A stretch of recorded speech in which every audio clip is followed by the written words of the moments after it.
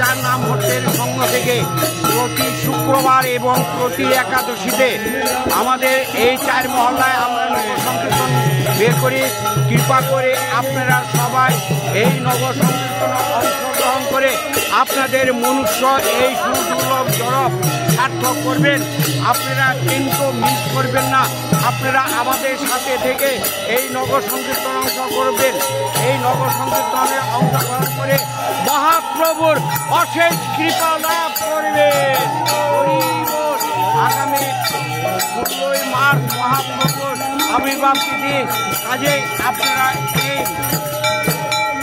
এই পুণ্য থেকে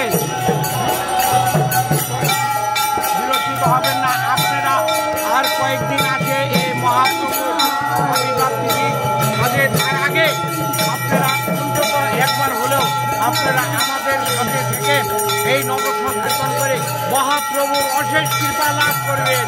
হরি বল।